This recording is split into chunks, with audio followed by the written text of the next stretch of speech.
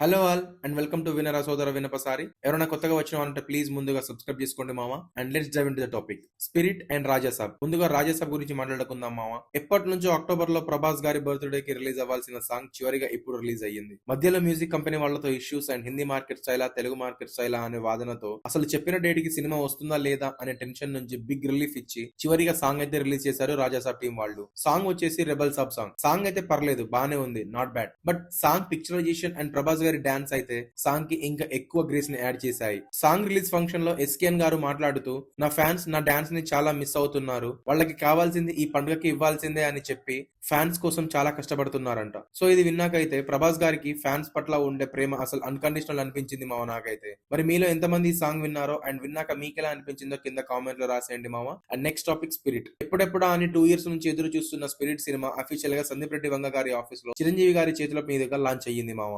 అయితే ఈ పూజ సెరమనీలో ప్రభాస్ గారు మాత్రం ఎక్కడా కనబడలేదు. ప్రభాస్ గారు ఎక్కడా కనబడకపోవడంతో రాలేదా అని అనుకున్న మామ ముందుగా. కానీ సందీప్ రెడ్డి వంగ గారు కావాలనే ప్రభాస్ గారిని హైడ్ చేశారు. ప్రభాస్ గారు పూజకి వచ్చారు, చిరంజీవి గారు అండ్ ప్రభాస్ గారు షేక్ హ్యాండ్ చేసుకోవడం అండ్ ప్రభాస్ గారు క్లాప్ ని కొట్టడం మాత్రమే చూపించారు. అది కూడా ప్రభాస్ గారి చేతులు మాత్రమే చూపించారు. అయితే ఇదంతా చూసాక నాకేమనిపించిందంటే కావాలనే ప్రభాస్ గారిని హైడ్ చేశారు. ఎందుకంటే ప్రభాస్ గారి లుక్స్ ఎప్పుడు రివీల్ చేయడం సందీప్ గారికి ఇష్టం లేదనుకుంటా మామ. అందుకే ప్రభాస్ గారిని చూపించకుండా హైడ్ చేశారని నేను అనుకుంటున్నా. ఇంకా రెబల్ సార్ ఫ్యాన్స్ కి పండగే పండుగ. ఒకటే రోజు rebel Saab song and spirit పూజ. ఇక నుంచి రాజాసాబ్ సినిమా రిలీజ్ అయ్యేంత వరకు promotions, songs and official release trailer ఇలా ఇంకా ఎన్నెన్నో రాబోతున్నాయి. Just wait and watch. And ఇదంతా చూసాక మీకేమనిపించిందో కింద కామెంట్ లో రాసేయండి. అండ్ అందరూ బాగుండాలి, అందులో సినిమా ఉండాలి. And please do like, share and subscribe. Thank you. జై హింద్.